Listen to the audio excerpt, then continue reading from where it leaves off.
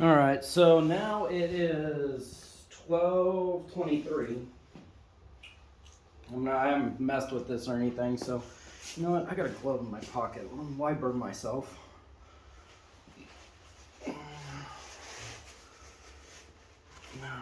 This is a jacket I always wear when I ride my motorcycle, so I always have my gloves in my pocket. Okay.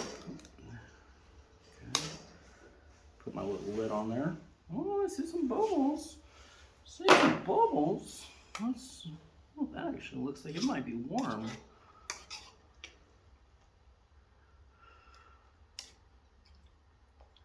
see. Man, it looks like stew. I don't want to get this on my stove. Oh yeah, it's getting warm. That's actually damn near hot. My wife she'd be eating that right now because she does not like super hot as far as temperature wise.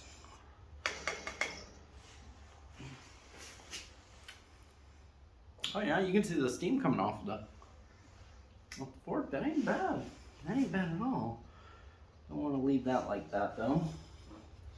I'd say give it another 5 minutes, and then probably I'd say it's pretty much done now. But I mean, we're talking about canned beef stew. I mean, not like we're really cooking here, but matter of fact, I might go into that MRE pack because I'm willing to bet. Not that there's not enough sodium in beef stew as it is, but you know, why not? Let's see. I don't have the ones I used to have. I used to have ones that had little mini Tabasco sauces. Be pretty good.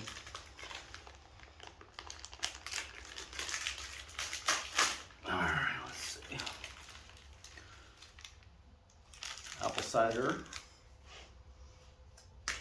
More matches. Wet nap. Iodized salt. Napkin. And I'm sure super old hard Chick-fil-A. So we will use that napkin later. So we'll put those off to the side.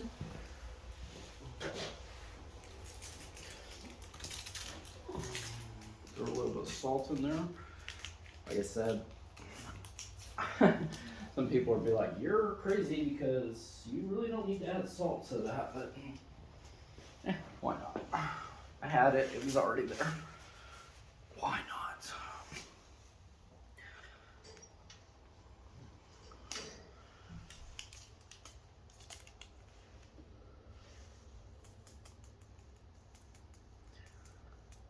All right, that's plenty.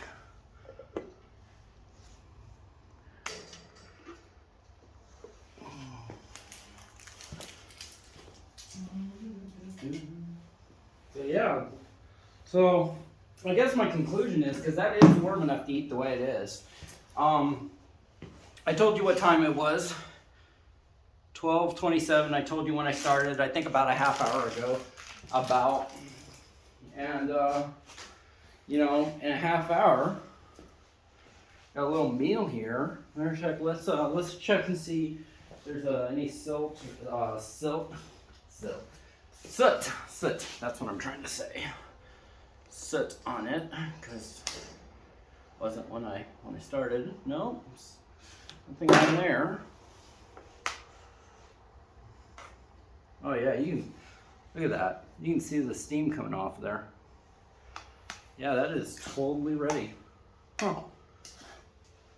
So just something to think about. Anybody who's concerned, carbon monoxide detector. So anybody's thinking, oh my God, he's gonna kill himself using a kerosene stove that people have been literally using for like 100 years. But you know, so I got my O2 sensor, and this thing's running pretty good. But look at this. I mean, just in a half hour. Not that you know it takes a long time to make this, or not.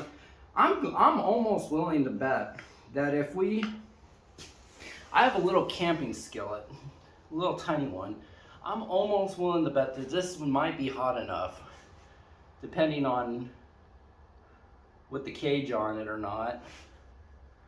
I wonder if you could fry an egg on there, like in a skillet. That might be something else to try. So I'm gonna eat my food, and super happy with this idea.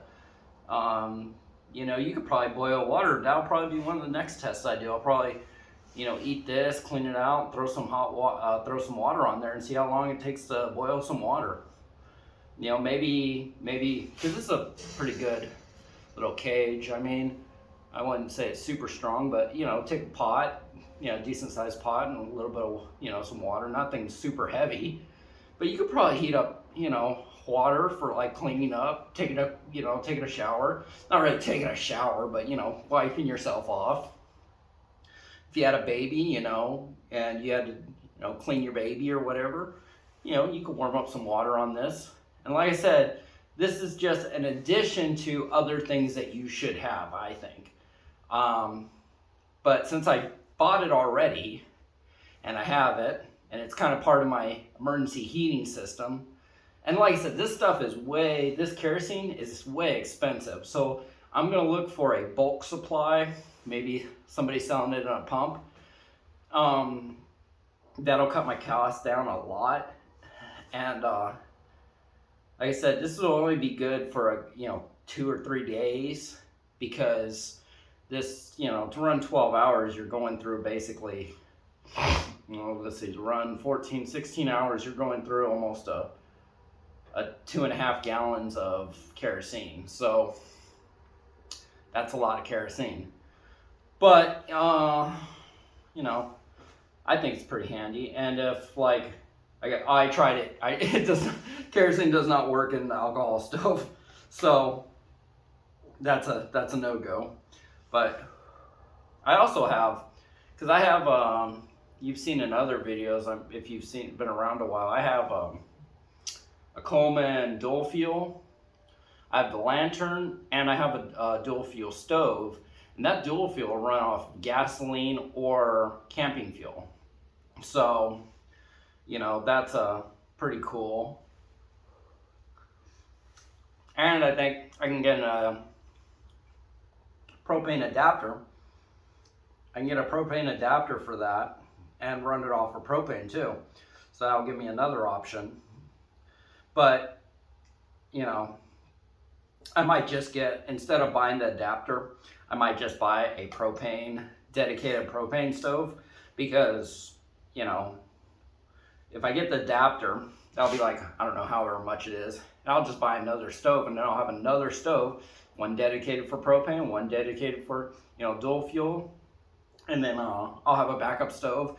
Addition to that, I have those butane, matter of fact, my first video on YouTube was those butane stoves. Not good for outside, really good inside though in cooking. So they're real safe, real clean burning, work well.